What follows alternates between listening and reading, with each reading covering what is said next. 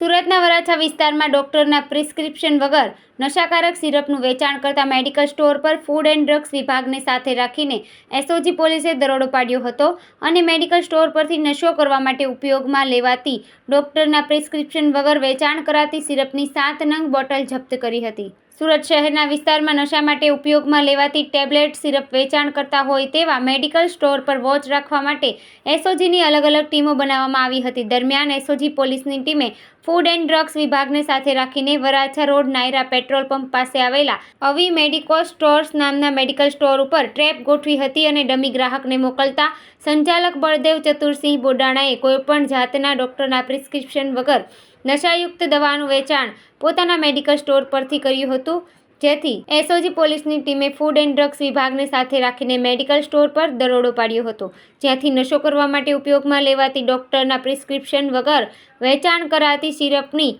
1149 કિંમતની 7 નંગ બોટલ જપ્ત કરી હતી। આ સમગ્ર મામલે ફૂડ એન્ડ ડ્રગ્સ વિભાગ દ્વારા આગળની તપાસ હાથ ધરી છે।